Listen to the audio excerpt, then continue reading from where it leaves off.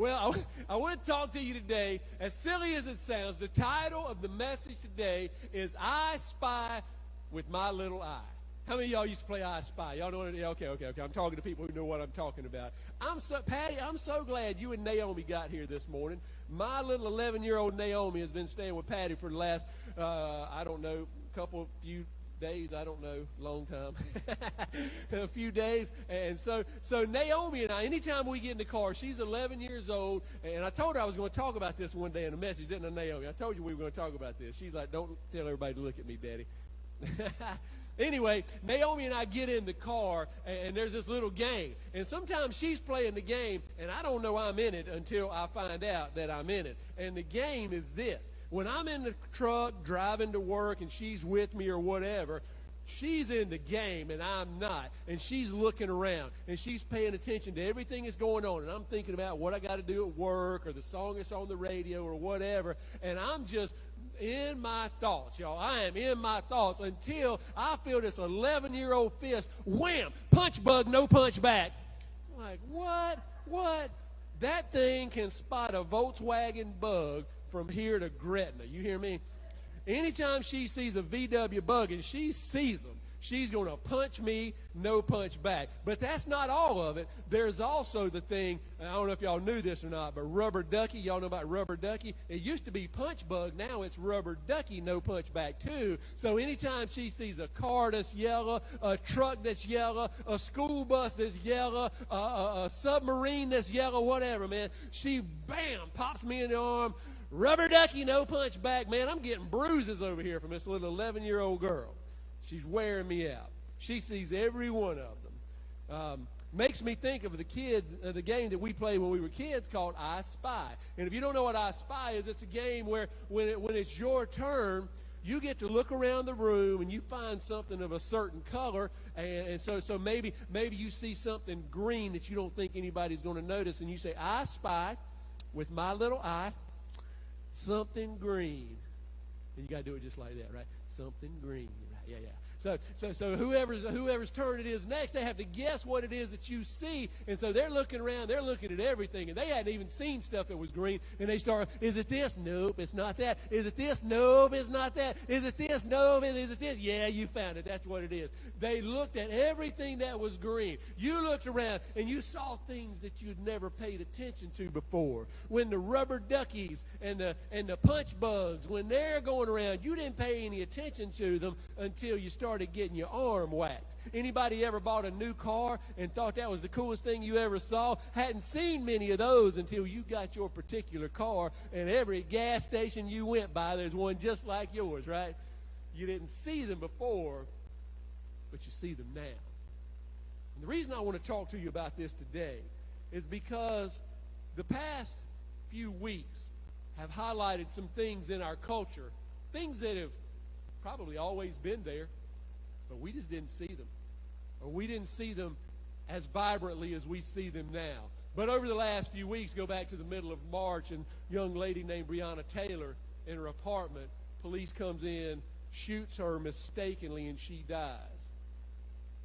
Now, let me just say this. Jason, one of my good friends on the front row, police officer, this is not a beat up on the police session, or anybody else. Let me just say this. I am so proud of our law enforcement right here in Danville. This week, I heard Chief Booth, I heard him with my own ears saying the things that happened to George Floyd should not have happened and would not be tolerated. I heard Sheriff Mondul condemning those things and saying we're not going to stand for those things. And our police officers, our local law enforcement, you guys are doing a great job, man, in the streets and doing things. So let me say that.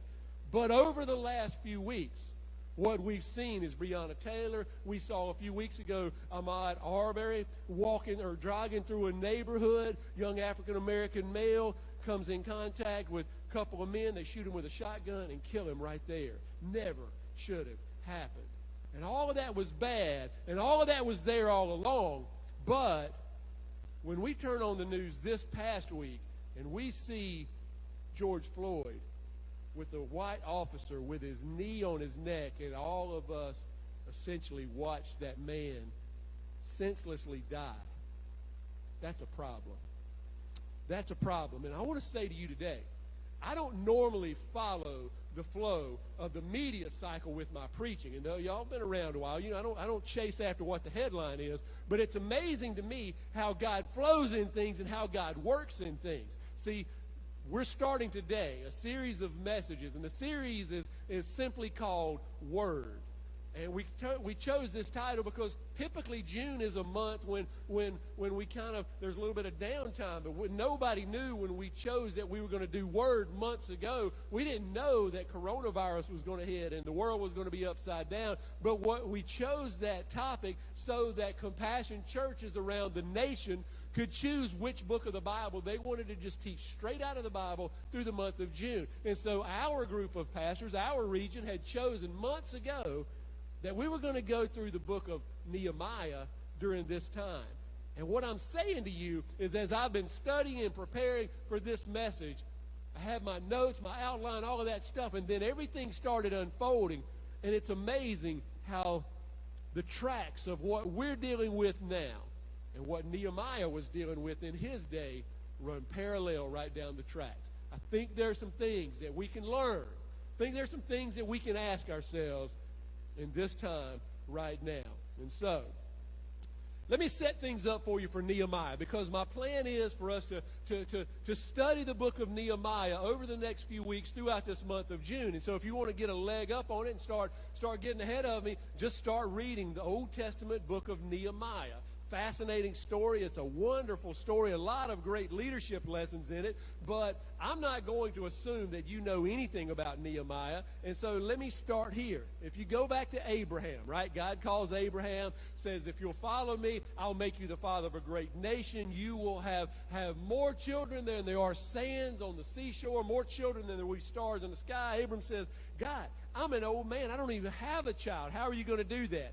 God says, watch this. And he and his wife a child in their old age. Fast forward, and now we see God's people that had chosen to follow Abraham, the children that he had. We see those children now fast forward into Egypt, and God's family, God's children are slaves in Egypt to Pharaoh. God calls a man named Moses. He says, you're going to speak before Pharaoh, and I'm going to put the words in your mouth. And when you say to him, set my people free, he's not going to do it. But I'm going to do a series of miracles. And so Moses is like, no, I can't do that. I can't do that. Don't put me in that. God says, I'll give you everything you need. Just trust me. Do what I'm telling you to do. Moses steps into the moment. God puts the words in his mouth. God does the miracles. And over the course of 10 plagues that God sends to Egypt, God sets his people free.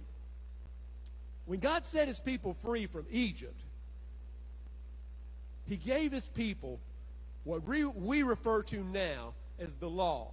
You think about the 10 commandments, but it's so much more than that. Hundreds of commands that God gave to his people and said, do these things and you'll be blessed. Don't do these other things and I'll protect you and you'll be blessed. But if you don't follow what I'm telling you to do, you step outside of my provision, you step outside of my guidelines, you're going to be on your own. And you're going to be exposed. And it's not going to be well, it's not going to go well for you.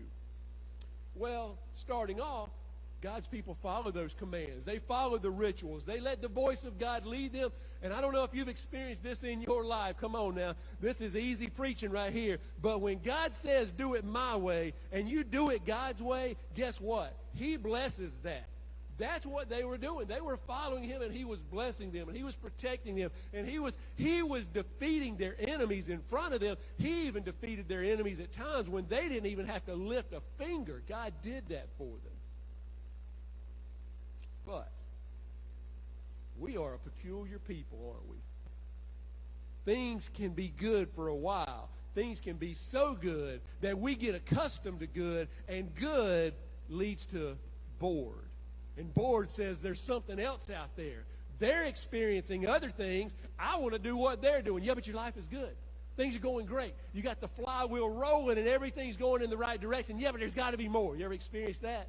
Well, the people of God, even though he was doing exactly what he had said, they started looking around at the pagan nations and seeing that there are other ways to live.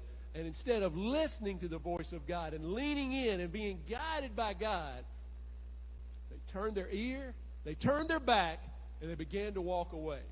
Now, what I'm describing to you is something that happened over centuries, generations. Didn't happen overnight. But at a certain point in time, the people of God had made it clear that we're not walking with God anymore. God gave them warning after warning after warning. And at just the right time, when it was apparent that they're not going to listen to the voice of God, God loved them enough to send some terrible things into their life. God ever send anything hard and terrible and difficult into your life to get you closer to Him? Well, in this case, so if you know about the nation of Israel, the northern kingdom is Israel. The southern kingdom is Judah. It was divided. And so he sent the Assyrian army into the northern kingdom. They conquered, they attacked, they destroyed, they devoured, and they exiled. He sent the Babylonian army into Judah, the southern kingdom where Jerusalem was, and they attacked, and they devoured, and they destroyed. And they took those prisoners, and they exiled. And those people who used to live in Jerusalem and who had lived there and had their temple there and worshiped there and had lived the life that God had planned were taken off to a foreign land. And Nehemiah was one of the people who was a descendant of some of those who were in exile. And that's where we come into our story. Nehemiah is a Jewish man, but he's living in Babylon. Now, he's found favor with the king, and this is going to be important and interesting next week, his position with the king. Things are going well for him, but it's not going well for his people. And that's where we're going to enter our story. And so here's the first question that I'm going to put in front of you, both for Nehemiah and for you. I want you to wrestle with this a little bit. Here's the question. Where do I see a real problem? Where do I see a real problem? Now, put your imagination hats on just a minute. Come on now. Put your imagination hats on with me just a minute. This is hard for us to get. Like I get it that we can read this in Scripture, but we've not experienced anything like this. But what would it be like if we as Americans have lived for a couple hundred years with the freedoms that we have? What would it look like if on one day an army rose up and that army advanced against the United States of America, and that army was able to outfight, to outthink, outstrategize, outmaneuver our military, and that army were to come to our soil and to defeat us. And in the process of defeating us, all of our national monuments were blown away. All of our cities were just devoured and destroyed, and nothing looked like it did. What would it be like in America if that were to happen? Well, imagine, if you will, that you were that American in that time when that army comes in and invades and they take everything, and not only do they destroy the cities, and not only do they destroy our country, but they take the people captive. And now you've been captured, and you're living in a foreign land, and your parents lived in a foreign land, and maybe even your grandparents lived there. Home in your heart is America. You've been told about America all of your life, but you're not living there. And then on one day, you hear somebody tell you, they've started letting them go back. Our people are going back to America. Well, in our story, Nehemiah's people, we're going back to Judah and Israel. And that's where we begin. Imagine if you start hearing that your people are going back. They don't have food, they don't have water, they don't have homes, and the city is destroyed. But imagine if you are now in a position where you have influence and you can do something about it. What are you going to do? Look at Nehemiah chapter 1, starting with verse 2. Nehemiah says, Hanani, one of my brothers, came from Judah with some other men, and I questioned them about the Jewish remnant that had survived the exile and also about Jerusalem. So his brother is one of the exiles, and he's been able to go back to Judah, to Jerusalem, and now he's come back and he's giving him account of what's going on back in our homeland. They said to me, those who survived the exile are back in the province, are in great trouble and disgrace. The wall of Jerusalem is broken down, and its gates have been burned with fire. May not mean much to you, but in a culture hundreds of years ago, that protected itself. Jerusalem, you often hear it referred to as a city on a hill. Jerusalem, as a city on a hill, would have had a wall around it, and the gates would have been fortified, and any army that approached it would have had a really hard time breaking through that. But now it's all been broken down, and it's been broken down for hundreds of years. They're moving back in, but they're exposed. They're moving back in, but they're vulnerable. They're living there, but things are not good. And Nehemiah can do something about it. If you're Nehemiah, this leads you to a decision point. If you are you this morning, this week leads you to a decision point. The decision point is this. I sit back and I say, yeah, I see that's going on, but it doesn't really affect me. I can't really do anything about it. It is what it is. And a lot of us take that stance. But the other thing that you can do is I can say, I see what's going on. And what's going on over there is not right. And nobody's doing anything about it. And I've got the opportunity to do something. Maybe I was built for this opportunity. Maybe this is the time and the season that I'm supposed to step into. You have a decision to make this morning. Let's go see what Nehemiah does. First thing that he does is begins contemplating this thing. Here's your next question. What breaks my heart? What breaks my heart? Let's see what breaks Nehemiah's heart. In verse 4, it continues on. He says, when I heard these things, I sat down and I wept. And for some days, I mourned and I fasted. And I prayed before the God of heaven. What just happened there? God got after me a little bit this past week about what you just read right there. Because Nehemiah's brother came to him and told him, our people are there, but our people are hurting. See, there's this thing in ministry where very frequently the phone rings or somebody unexpectedly walks through the door or the text message comes in and somebody has a life situation that is just blown up. Y'all know what I'm talking about, a life situation, right? Like everything was going on and the sun was out and the sky was blue and everything was cool, and then all of a sudden it wasn't cool.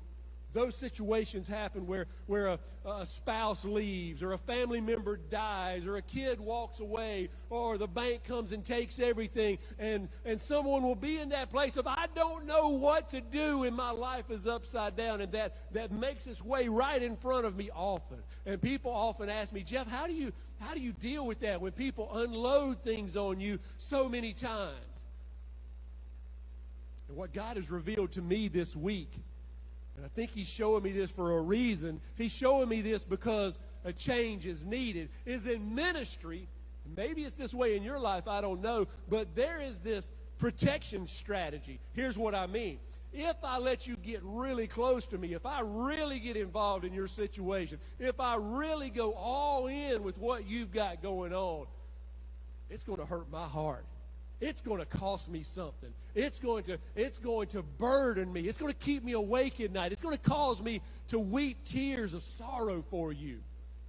And when it comes day after day, time after time, you don't think about this. I never intended to do this, but what I've realized is that I have developed this self-preservation method of keeping things at arm's distance. You know what I'm talking about?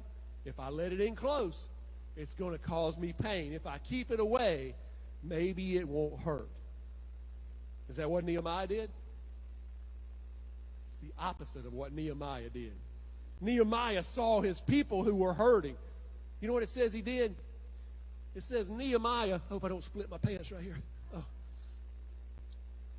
Nehemiah sat down. I'm imagining that Nehemiah was a very busy person. He had an office in the king's palace. It says he sat down, and as he thought about these things, Nehemiah wept. And it says for days, am I reading that right? For days, he mourned, and he fasted, and he prayed. I don't do that. God, somebody's going to help me up from here. Okay, there we go. what I do is I say, yeah, I'll pray for you, and I pray for you, and I feel like I've done what I'm supposed to, and I go on to the next thing. Could it be that God wants us, people that he has chosen, people that he has redeemed, people that he has rescued, when we look at our own circumstances and where we were when he showed up in our lives, could it be that he wants us to feel compassion for other people? Well, that's what he calls Nehemiah to. Here's the thing, man. We are the hands and the feet of Jesus Christ in this world right now. We are called Christians, which means little Christ. We are his body, and we're to be at work. And Jesus, what did Jesus always do? Jesus went to where people were hurting, didn't he? He went to where people were needy. He showed up there, but he's not here in physical form now. He left so that we can step into that. He left so that when we look around and we see, listen, let's just not patty cake around about this thing this morning, right? When we see our black friends, when we see, but it's not just a black and white thing. This is all kinds of people. We see people who are marginalized. We see people who are ostracized. We see people that no one pays any attention to. Jesus says, you see that person on the fringe? You see that person that's hurting? Get in there. Get in there. And we say, number one, not sure that I want to.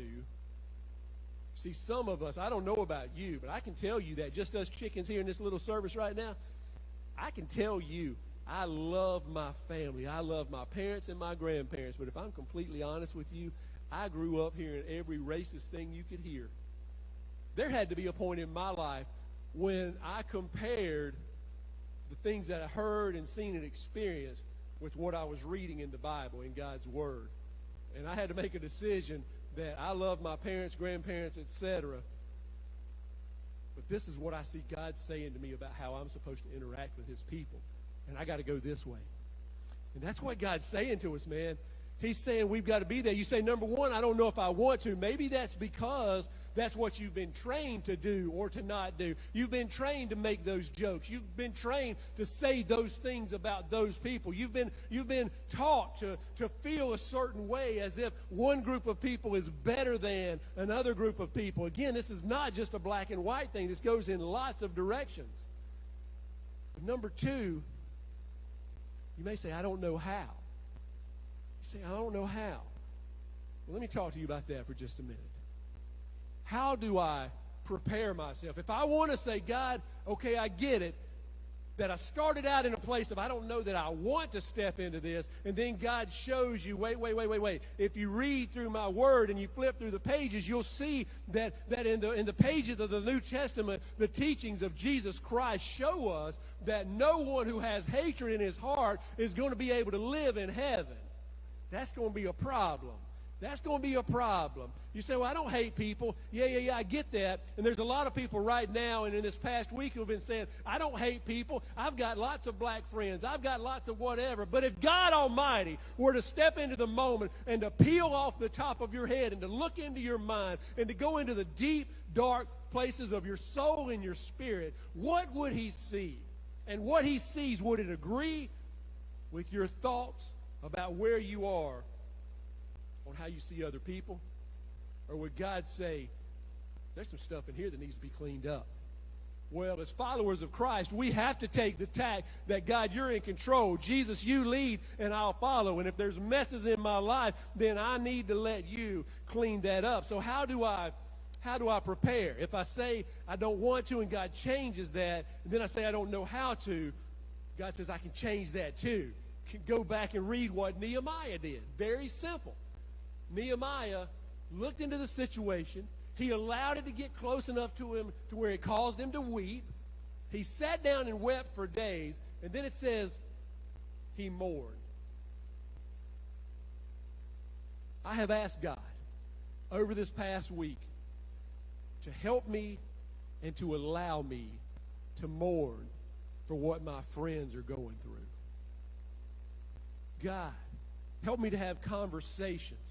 And we've had, y'all saw the conversation, we've had conversations with with lots of my black friends, and I'm just saying, tell me what it's like. What are you dealing with?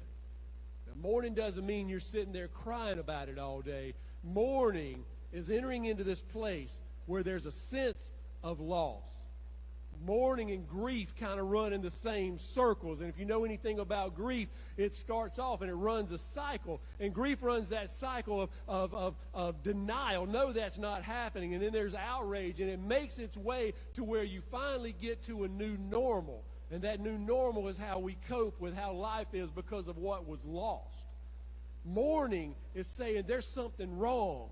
And I'm going to, instead of staying busy, and instead of keeping things at arm's distance, and instead of not thinking about what's going on, I'll turn off the news. I'll flip off Facebook because I don't want to see any more of that. I don't have to think about that anymore. No, mourning is saying, God, I'm going to allow myself to hear what people who are hurting are saying. I'm going to mourn. Why would I do that? That sounds like that would be painful. Look at what Jesus said in Matthew 5. Blessed are those who mourn. Why? Because they'll be comforted.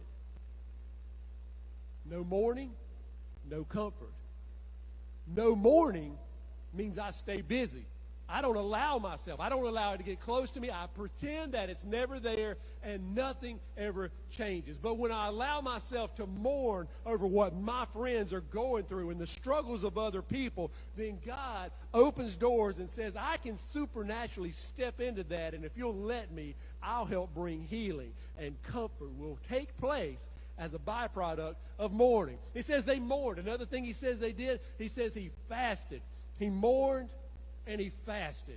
And fasting is simply this act of taking something away so that I have time to connect with God.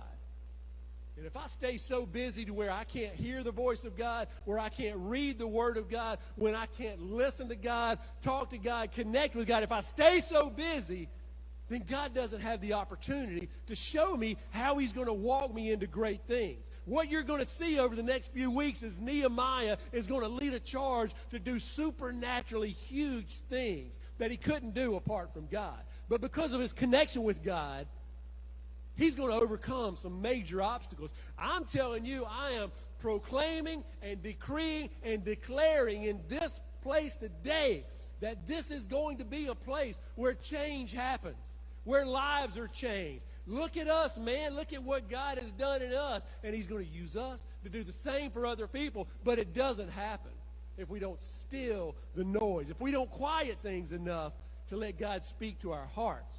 You say, how do I do that, Jeff? Look, I'm not asking you not to eat anything for the next week, but I am challenging you. I am, as your pastor this morning, calling our church to a time of fasting over the next week. And what I mean by that is I'm asking each one of you, figure out how you're going to do it. That may mean that you fast from one meal on one day next week. It could be as simple as that. It can be that you choose to fast one meal all week. You may fast all week. You may decide, I can't do the food thing, but I'm going to turn off Facebook for a couple of days, or I'm going to quit watching TV. I'm going to take something away. But don't just remove the meal and stay busy with something else. Don't just remove the Facebook and turn on YouTube. Slow down. Get still. Get quiet. And let God speak to your heart. He wants to do great things through you. The way that you prepare for that. This is not the doing. This is the preparation. Mourning, fasting, and then finally praying. You say, yeah, I heard about praying in Sunday school. I've been taught that all my life. Yeah. Well, it's one thing to be taught something. Come on, somebody. It's another thing to do it. Am I right? Huh? Why is it so important to pray? Go with me to this passage real quick in Luke. We're going out of Nehemiah. We're coming right back. But in Luke 5, verses 15 and 16, it says, the news about Jesus spread so much so that the crowds of people came to hear him and to be healed of their sicknesses. You got that picture in your mind? Crowds of people. Hundreds of people, thousands of people, they're all sick, they're all broken, they're all needing something. And there were times, there were cities that Jesus would walk into and he would heal every person there. But to do that, he had to take time to listen. Here's what's wrong with me. Okay, do you care, Jesus? Yes, I care. Do you believe I can heal you? Yes, be healed. when he heals them, power, energy, healing goes out of him. And he does that for person after person after person after person. Brother, I preach 2 services on Sunday, and I can't get out of bed until about 6 o'clock tonight just because of the energy that flows out of that. But when you pray, finish the verse. What does it say at the end of that? It says in verse 16, but Jesus often withdrew to lonely places and prayed. You ask the question, why is God not doing amazing things through my life? Why do I constantly feel like I've got 45 plates spinning and it's up to me to keep them all in the air? Why does my life seem overwhelmed? Could it be that your good Lord, good meat, good food, let's eat prayer is not cracking the door of heaven? Could it be that the God who saved you and called you into a relationship with him wants more time with you?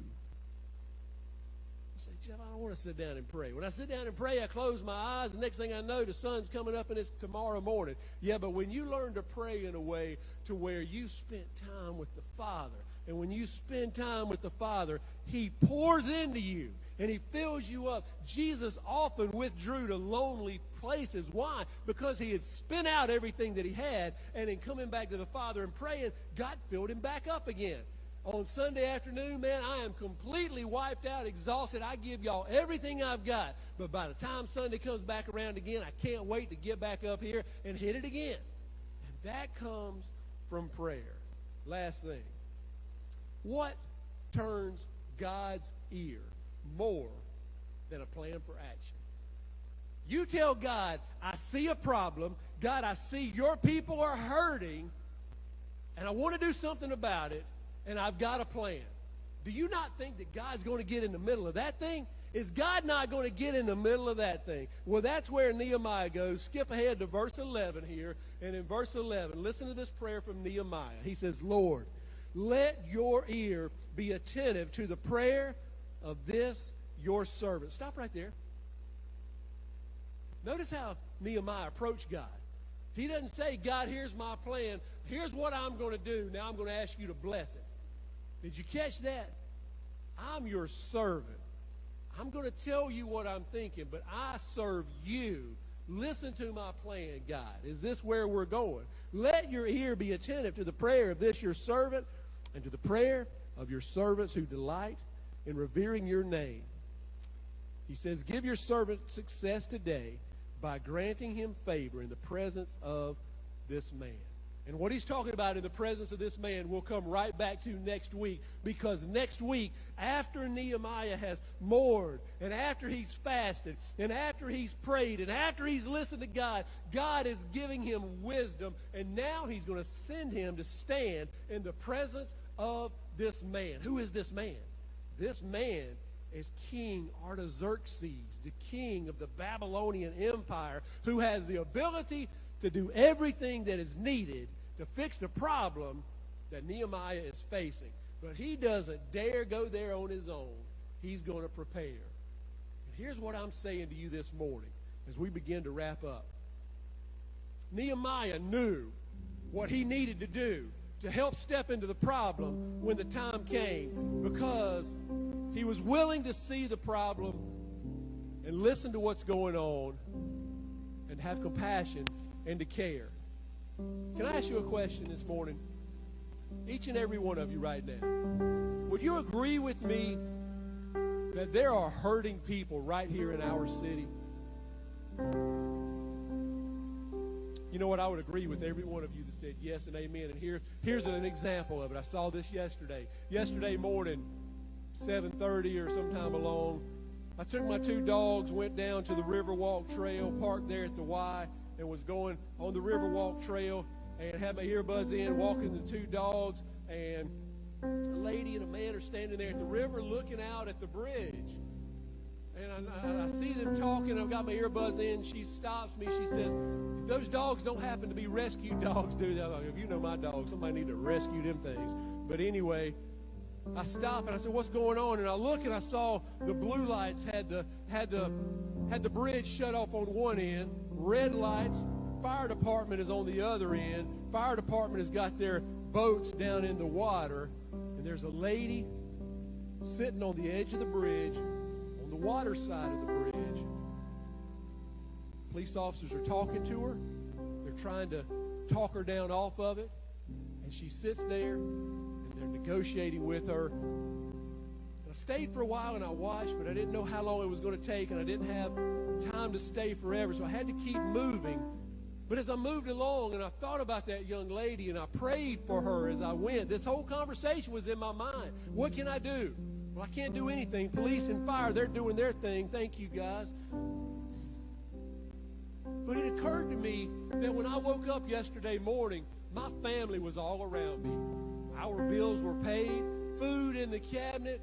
Man, I'm outside walking with my 2 dogs, listening to music. The sun is out. The sky is blue. Summertime is here. That's my experience. But her experience in that moment was that this world would be better off without me. Something had gone tragically wrong in her life and in her mind, to the point where it's a better option for me not to live anymore than it is for me to keep living. Why are you telling me this, Jeff? Because people around us are hurting. And we see a lot of the hurt, whether it's black and white, whether it's cultural, whether it's poverty, whether it's sexual identity, whether it's whatever. There's a million things. Jesus didn't care. The one thing Jesus cared about was that when people are hurting, I got to step into it. Talked to one of our firefighter friends yesterday, and was told that the lady did not jump. But the sad thing is, it's an 18-year-old young lady, and this is the 3rd time that she's been on that bridge facing the same thing. And that tells me that we have work to do right here, because we are hope dealers right here. And we're going to be a place where when people don't know where to turn, somebody's going to say, have you been to compassion? Here's my challenge to you this morning as we begin to close. Would you be so bold this morning, right now, as to pray this prayer? God, break my heart for what breaks yours. Father God, when we said yes to Jesus, when we became followers of Christ, the word that Paul uses is bondservant. We became slaves to you, Jesus. And so the funny thing in all of this is we talk about this as if we have a choice in this. But if we're followers of you, Jesus, we are your bondservant. And our duty, our responsibility is to go where you instruct us to go. And this morning you are instructing each of us. God, I don't know the burden that is on someone else's heart. I don't know what my neighbor is burdened about, but I know what you burden me for. And right now, Holy Spirit of God, I believe that you are speaking into the hearts, the soul, the spirit, the mind of everyone in this room and everyone that's watching on Facebook Live. And you're saying, you know that situation exists. What are you going to do about it? Father, right now, I thank you for this word you've given us. God, for those of us who maybe see this and we sense a lack of courage, remind us of what you did for Moses and how you took over. You just needed him to say yes. For those of us who have a lack of wisdom, God, remind us that it's your power in us, not our own. For those of us, God, who are hesitant and tentative, God, remind us that you give us opportunity to step into the story that you created for our life. And the very thing that we may be pulling back from today is the thing that you're going to use, Jesus, to bring meaning and purpose and fire to our lives. Thank you for this word. Help us as we go into this week. Help us to mourn. Help us to fast. Help us to pray. In Jesus' name I pray. Amen.